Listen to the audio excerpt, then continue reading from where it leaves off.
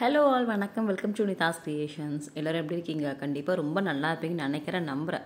So இன்றைக்கி என்ன விலாகுன்னு பார்த்தீங்கன்னா, இன்றைக்கி வந்துட்டு நம்ம திருப்பதி போயிருந்தோம் இல்லையா, காணும் பொங்கல் அன்றைக்கி. அதை பற்றி நிறைய பேர் நிறைய டவுட்ஸ் கேட்டிருந்தீங்க.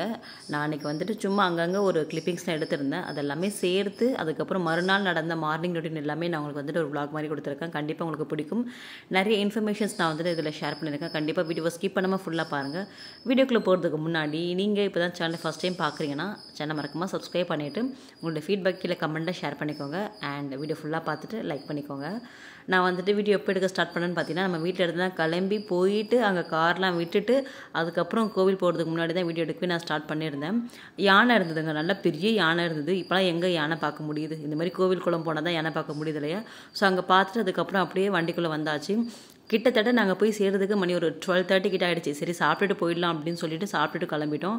நான் முன்னாடி நாள் நைட்டே பார்த்தீங்கன்னா சப்பாத்தியெல்லாம் நல்லா திரட்டி எடுத்துகிட்டு போயிட்டு நல்லா காரசாரமாக தக்காளி குழம்பு, அதாவது தக்காளி சட்னி கொண்டு போயிருந்தேன். அதை அப்படியே கார்லேயே உட்காந்து சாப்பிட்டு முடிச்சிட்டோம். அப்புறம் பாப்பாவுக்கு வந்துட்டு ட்ரெஸ் நான் மாற்றி விட்டுட்டேன். நாங்கள் போகும்போது ஒரு ட்ராக் மாதிரி போட்டிருந்தாங்க. சும்மா வண்டியில் வந்துட்டு கொஞ்சம் கம்ஃபர்டபுளாக இருக்கிறதுக்காக ட்ராக் மாதிரி போட்டு விட்டுருந்தேன். அதுக்கப்புறம் கார்லேயே எங்களோட ட்ரெஸ்லாம் மாற்றி விட்டுட்டு நாங்கள் கிளம்பிட்டோம். திருப்பதிக்கு நாங்கள் வர்றது வந்துட்டு எங்களுக்கு ஒரு இது இருந்தது. இந்த கோவில் நாங்கள் போயிட்டு வந்ததுக்கப்புறம் தான் ஒரு லைஃப்பில் வந்துட்டு ஒரு சேஞ்சஸ் வந்தது அப்படின்னு நாங்கள் சொல்லலாம். அதனால் நான் மறக்காமல் பத்மாவதி தாயார் கோவில், அதுக்கப்புறம் சீனிவாச பெருமாள் கோவில், இந்த 2 கோவிலுக்குமே மாதந்தோறும் வரணும்னு நினைப்பேன். ஆனால் ஹஸ்பண்ட் வந்துட்டு நம்ம 6 months ஒன்ஸ் போகலாம் அப்படின்னு தான் சொல்லியிருந்தாங்க. அப்படியே போயிட்டு நாங்கள் சாமி பார்த்துட்டு வந்துட்டோம். போகும்போது நம்ம சாப்பிட்டு போயிட்டோம் இல்லையா, அங்கே வந்துட்டு அன்றைக்கி விசேஷமான நாளும் கூட. ஸோ காணும் பொங்கல், அதுக்கப்புறம் அங்கே சாமிக்கு வந்துட்டு ஏதோ அபிஷேகம் வந்துட்டு சிறப்பாக பண்ணியிருந்தாங்க போல். நிறைய சாப்பாடு கொடுத்துட்ருந்தாங்க, பிரிஞ்சு கொடுத்துட்ருந்தாங்க. எனக்கு இந்த மாதிரிலாம் அன்னதானம்லாம் போட்டாங்கன்னா நான் அந்த வெக்கத்தெல்லாம் விட்டுட்டு போய் டக்குன்னு வாங்கி சாப்பிடுவேன். அன்றைக்கி என்னமோ கொஞ்சம் நான் வீடியோ எடுக்கிறேன், நீங்கள் போயிட்டு வாங்கிட்டு வாங்கன்னு சொல்லிட்டு நான் வீடியோ எடுத்துகிட்டு இருந்தேன். அவங்க போயிட்டு வாங்கிட்டு வந்திருந்தாங்க. அப்புறம் அவங்க வாங்கிட்டு வந்து பாப்பாக்கு எனக்கு ஊட்டிலாம் விட்டுட்டு அதை சாப்பிட்டு முடிச்சுட்டு அதுக்கப்புறம் அங்கே கோவில் மொபைல்லாம் வந்துட்டு நம்ம கீழே கொடுத்துட்டு போயிடணும். கொடுத்துட்டு நாங்கள் கோவிலில் போய்ட்டு சாமியெல்லாம் கும்பிட்டு பார்த்துட்டு வந்தாச்சு. இந்த கோவில் வந்துட்டு நம்ம திருப்பதி போகிறச்சவே அலமேல மங்காபுரம், நீங்கள் கூகுள் மேப்பில் போட்டிங்கன்னா நம்ம கரெக்டாக அந்த கோவிலில் கொண்டு போய் விடும். இது வந்துட்டு அலமேல மங்காபுரம், திருமலா, கீழே திருமலா மேலே திருப்பதின்னு சொல்லுவாங்க இல்லையா. ஸோ கீழ் திருப்பதி கிட்டே இருக்குது. இந்த கோவில் போயிட்டு வந்ததுக்கப்புறம் தான் நம்ம மேலே வெங்கடாஜலபதியை பார்க்க போகணும் அப்படின்னு தான் அங்கே வந்துட்டு சொல்லியிருந்தாங்க. ஸோ இங்கே ரொம்ப அழகாக இருப்பாங்கங்க. மகாலட்சுமி தாயார் வந்துட்டு வேறு ஒரு அவதாரம். இது வந்துட்டு பத்மாவதி தாயார்னு சொல்லுவாங்க. ரொம்ப அழகாக க்யூட்டாக இருப்பாங்க. இன்னும் நிறைய எப்போ போனாலுமே நிறைய க்ரௌட் இருக்கும். நம்ம ஃப்ரீயாகவே பார்க்க முடியாது. எப்போ போனாலும் செம்ம க்ரௌட் இருக்கும். இருந்தாலும் சாமி வந்துட்டு அவங்க ஜர்கண்டி சொல்லுவாங்க. அதெல்லாம் காதில் வாங்கவே வாங்காதீங்க. நின்று சாமி பொறுமையாக பார்த்துட்டு வாங்க. நான் எப்போவுமே அப்படி தான் பண்ணுறது உண்டு. ஸோ சாமியை பார்த்துட்டு வெளியில் வந்துட்டோம். வெளியில் வந்துட்டு கொஞ்சம் ரீல்ஸ் அது மாதிரிலாம் எடுத்துகிட்டு இருந்தோம், அப்புறம் வீடியோஸ்லாம் எடுத்துகிட்டு இருந்தோம். ஸோ இது வந்துட்டு அலமேலு மங்காபுரம். இது முடிச்சுட்டு அதுக்கப்புறம் நாங்கள் வந்துட்டு சீனிவாச மங்காபுரம் போவோம். அது பார்த்தீங்கன்னா இங்கேருந்து இந்த கோவிலேருந்து ஒரு 20 kilometers அது வரும். உங்களுக்கு வழி தெரியல, அந்த இடம் தெரியல அப்படின்னா நீங்கள் வந்துட்டு கூகுள் மேப் போடுங்க. இல்லாட்டி அங்கே பக்கத்தில் ஆட்டோ டிரைவர்லாம் இருப்பாங்க இல்லையா, நீங்கள் அவங்ககிட்ட கேட்டுட்டு நீங்கள் போனீங்கன்னா உங்களுக்கு கரெக்டாக அவங்க வழி சொல்லுவாங்க. நாங்கள் லொக்கேஷன் பார்த்துட்டு தான் போயிருந்தோம். ஸோ சீனிவாச மங்காபுரம் நான் இதோட சேர்த்து 5th டைம் நான் போகிறேங்க. எனக்கு மறக்க முடியாத கோவில் நான் சொல்லுவேன். அந்த கோவில் குலதெய்வ கோவில். 2025ல் குலதெய்வ தரிசனம் சூப்பராக பண்ணி முடிச்சாச்சு. வைகுண்ட ஏகாதசி முடிஞ்சு அந்த ஒரு வாரத்தில் நாங்கள் போனோம் இல்லையா. ஸோ அங்கேயுமே சரியான கூட்டம். சீனிவாச மங்காபுரம் சொர்க்கவாசல் வழியாக சாமி போய் பார்த்துட்டு அதுக்கப்புறம் உள்ள மூலசனம் வரைக்கும் போயிட்டு அவருக்கு ஒரு பெரிய நன்றிகள் சொல்லிட்டு திருப்பதி வரைக்கும் போயிட்டு மேலே இருக்கக்கூடிய வெங்கடாஜலபதியை பார்க்காம வந்துட்டீங்களே அப்படின்னு கேட்டிங்க.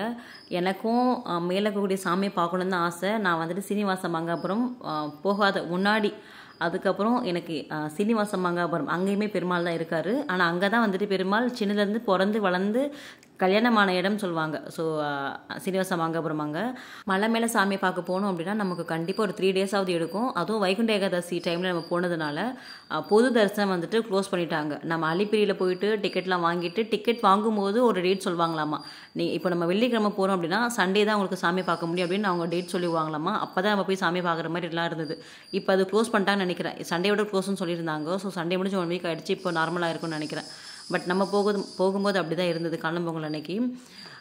பட் எனக்கு வந்துட்டு நான் சீனிவாச மங்காபுரம் போகாததுக்கு முன்னாடி எனக்கு மேலே பெருமாள் தான் வந்துட்டு பார்க்கணும் அப்படின்னு ஆசையாக இருந்தது. ஒரு 1.5 years முன்னாடி நானும் அவங்களும் ஜோடியாக போகும்போது எனக்கு மேல் திருப்பதியை பார்க்குறதுக்கு வந்துட்டு அன்றைக்கி இல்லை, சாமியை பார்க்க முடியாமல் போயிடுச்சு. அன்றைக்கி ஒரு ஏதோ ஃபெஸ்டிவல் டைம்ன்றதால பொது தரிசனம் டிக்கெட் வாங்கின எல்லாமே க்ளோஸ் பண்ணிட்டாங்க அப்படின்னு சொல்லிட்டாங்களா. எனக்கு ரொம்ப அன்றைக்கி மனசு கஷ்டமாக இருந்தது. அன்றைக்கி கோவிலே அழுதுட்டேன். அப்புறம் எங்கள் ஹஸ்பண்ட் தான் சொன்னாங்க, பரவாயில்ல நம்ம இன்னொரு டைம் வந்து பார்த்துக்கலாம் அப்படின்னு சொன்னாங்க. அப்புறம் பக்கத்தில் இருந்த ஒரு ஆட்டோ அங்கிள் வந்துட்டு என்ன சொன்னாங்கன்னா, நீங்கள் வந்துட்டு இங்கே பார்க்கலன்னா என்ன, சீனிவாசம் வாங்க அப்புறம் போங்க அப்படின்னு அவர் தான் எங்களுக்கு அந்த கோவிலை தெரியப்படுத்தினார். ஒரு 1.5 இயர்ஸ்க்கு முன்னாடி தெரிய வந்த கோவில் அது. அவர் சொல்லி தான் நாங்கள் அந்த கோவிலுக்கு போயிருந்தோம். அந்த கோவில் போகும்போது கூட எனக்கு அந்தளவுக்கு சாட்டிஸ்ஃபேக்ஷனே கிடையாது. இல்லை நான் மேலே தான் போகணும், நான் மேலே தான் போய் சாமி பார்த்துட்டு வரணும் அப்படின்னு சொல்லிட்டு. ஏன்னா குலதெய்வம் கோவில் நம்ம எப்பயாவது தான் போவோம் இல்லையா. ஸோ போகும்போது நம்ம என்ன தான் நம்ம இஷ்ட தெய்வங்கள்லாம் கும்பிட்டாலுமே குலதெய்வத்துன்னு ஒரு தனி ஸ்பெஷல் இருக்கு இல்லையா, அந்த மாதிரி. அதுக்கப்புறம் எங்கள் ஹஸ்பண்ட் சொன்ன ஒரே வார்த்தை தான், உனக்கு என்னெல்லாம் நடக்கணும்னு நீ நினைக்கிறியோ, என்ன வேண்ட போறியோ, மேல் சாமிக்கிட்ட போயிட்டு என்ன வேண்ட போறியோ அதை வந்துட்டு இங்கே வேண்டிக்கோ. இவரும் பெருமாள் தான், அவரும் பெருமாள் தான், இங்கே வேண்டிக்கோ. நீ நினைக்கிறது கண்டிப்பாக நடந்துச்சுன்னா நெக்ஸ்ட் டைம்லேருந்து நம்ம இங்கேயே வந்துக்கலாம், நம்ம மேலே போக தேவையில்ல, இங்கேயே இருக்க சாமியை நம்ம பார்த்துக்கலாம் அப்படின்னு சொன்னாங்க. அதுக்கப்புறம் அதே மாதிரி அது நீங்கள் நம்புவீங்களா இல்லை நம்ப மாட்டீங்களான்னு தெரியாது, பட் நம்பலனாலும் இதுதான் உண்மை. அதே மாதிரி நான் நினச்சது எல்லாமே கோவில் வேண்டினதுக்கு அப்புறம் தான் நடந்து முடிஞ்சு நான் இன்னுமே அந்த கோவில் வந்துட்டு மறக்காமல் போயிட்டு வந்துட்டு தான் இருக்கேன். ஒன் டே பிளான் பண்ணி காலைல ஒரு 5 மணிக்கு கிளம்பணும் அப்படின்னா நைட்டு 9 மணிக்கெலாம் வந்துடலாம். சீனிவாச மங்காபுரம், அலமேலு மங்காபுரம் இதெல்லாம் போய் பார்த்துட்டு நம்ம வந்துடலாங்க. கண்டிப்பாக போயிட்டு வாங்க, போகாதவங்க. ரொம்ப அழகான கோவில் அது. ஸோ நெக்ஸ்ட்டு டே மார்னிங் வந்துட்டு 4:45 ஸ்டார்ட் ஆகிடுச்சு. நான் எந்திரிச்சு அப்படி இப்படின்னு ஆடி அசைஞ்சு வர்றதுக்குள்ளே டைம் ஆகிடுச்சு. உங்களுக்கு வ்ளாக்ல வந்துட்டு 5:30 ஆகுது இல்லையா, பட் ½ அன் ஹவர் இது வந்துட்டு ஃபாஸ்ட்டு. வீட்டில் பார்க்கும்போது சரியான ஒரு மாதிரி பனி மூட்டமாக இருந்ததுங்க. மார்கழி முடிஞ்சிடுச்சு, இருந்தாலும் ஓரளவுக்கு பனி இருந்துட்டு தான் இருக்குது. ஸோ நான் போயிட்டு ஃப்ரெஷ்அப் ஆகிட்டு வந்துட்டு விளக்கெலாம் ஏற்றி சாமி கும்பிட்டு முடிச்சாச்சு. எப்பவும் போல் பண்ணுறது தான். பிரம்ம முகூர்த்த பூஜை தனியாக பண்ணணும் அப்படின்னா நம்ம வந்துட்டு 5 விளக்குலாம் வச்சு பண்ணுறது உண்டு இல்லையா. ஸோ நாளைக்கு அது மாதிரிலாம் பண்ணலை, வெறும் விளக்கு மட்டும் ஏற்றிட்டு அதுக்கப்புறம் சாம்பிராணி போட்டு காலையில் பூஜை எல்லாம் ஃபினிஷ் பண்ணிவிட்டு மார்னிங் ரொட்டீன் ஸ்டார்ட் பண்ணியாச்சு.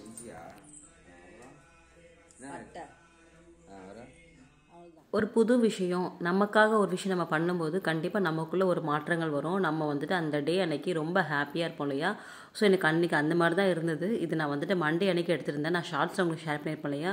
ஸோ எனக்கு வந்துட்டு ஒரு பாஸ்ட் ஒரு 4-5 டேஸாக ஃபியூ டேஸாகவே ஒரு மாதிரி டல்லாக தான் நான் இருந்தேன். இந்த பொங்கல்லாம் ஃபினிஷ் பண்ணதுக்கப்புறம் நல்லா தூங்கி நல்லா ரெஸ்ட் எடுத்துகிட்டு இருந்து இந்த மார்னிங் ரொட்டீன்றதை நான் ஃபாலோ பண்ணவே கிடையாது. ஏன்னா ஒட்டுக்க 1 மந்த்து ஃபுல்லாக அப்படியே எல்லாமே நம்ம ஃபாலோ பண்ணிகிட்டே இருக்கும்போது நமக்காக நம்ம என்ன பண்ணுறோம், நம்ம ஏன் இப்படி இருக்கோம், இது என்ன லைஃப் அப்படின்ற மாதிரி நமக்கு ஒரு திங்கிங் வர ஆரம்பிச்சோம் இல்லையா. எனக்குமே அப்படி தான். நீங்கள் நினைக்கிறீங்க, நீங்கள் சொல்கிறீங்க, நீங்கள் எப்போவுமே பாசிட்டிவாக இருக்கீங்க சிஸ்டர் அப்படின்னு. பாசிட்டிவாக இருக்க ட்ரை பண்ணுறேன். நான் ட்ரை பண்ணிட்டு தான் இருக்கேன். இன்னுமே நான் அப்படியே ஃபுல்லாக நான் வந்துட்டு இருக்கிறேன்னா அப்படின்னா கண்டிப்பாக கிடையாது. எனக்கு நெகட்டிவிட்டியாக இருக்கும்போது ஒரு மாதிரி நெகட்டிவாக ஃபீல் பண்ணும்போது நான் என்னெல்லாம் செய்வேன் அப்படின்றத நான் உங்களுக்கு ஆல்ரெடி ஷேர் பண்ணியிருக்கேன். இந்த உப்பு போட்டு குளிக்கிறது, உப்பு மேனிஃபெஸ்டேஷன் பண்ணுறது, அதுக்கப்புறம் வீட்டில் சாம்பிராணி போடுறது, சாமி பாட்டு கேட்குறது, காலையில் எழுந்திரிச்சு என்னை நானே மோட்டிவேட் பண்ணிக்கிறது, இந்த மாதிரி விஷயங்களை நம்ம என்ன பார்த்து நான் பண்ணுவேன். பட் நமக்கு யாருன்னா மோட்டிவேட் பண்ணுவாங்க அப்படின்னு கேட்டிங்கன்னா அந்த மாதிரி யாருமே நமக்குன்னு கிடையாது இல்லையா. டீமோட்டிவேட் பண்ண ஆள் இருக்கா, எல்லாரும் தயாராவாங்க, நான் வரேன் அப்படின்னு. பட் மோட்டிவேட் பண்ணி வரியா அப்படின்னா யாரும் வரமாட்டாங்க. ஸோ செல்ஃப் மோட்டிவேஷன் வந்துட்டு நமக்கு கண்டிப்பாக தேவைப்படுது இல்லையா. நான் எப்போவுமே அதை மட்டும் கைவிடவே மாட்டேன். எனக்கு நான் தான் ஒரு பெரிய மோட்டிவேட்டர். என்னை தாண்டி எனக்கு யாருமே நல்லது பண்ண மாட்டாங்க. ஸோ காலையில் சீக்கிரம் எந்திரிக்கணும் அப்படின்னா நான் எந்திரிப்பேன். ஏன்னா அங்கே அது எந்திரிக்கும் போது எனக்கு ஒரு நல்லது நடக்குது அப்படின்னு நான் கண்டிப்பாக அதை செய்வேன்.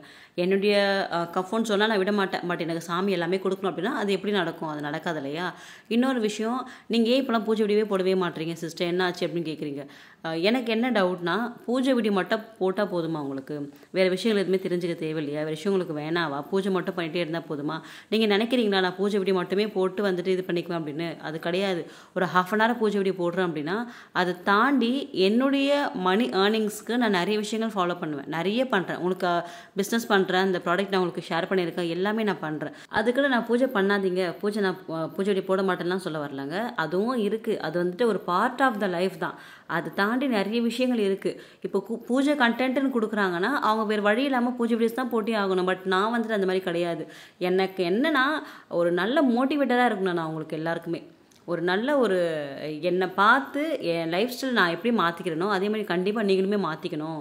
உங்களுக்குமே நான் பண்ணுற விஷயம் எல்லாமே, ஈவன் பூஜையாக இருக்கட்டும், லா ஆஃப் அட்ராக்ஷனாக இருக்கட்டும், ஏதாவது மந்திரமாக இருக்கட்டும், எல்லாமே நான் உங்களுக்கு வீடியோட ஷேர் பண்ணியிருக்கேன்.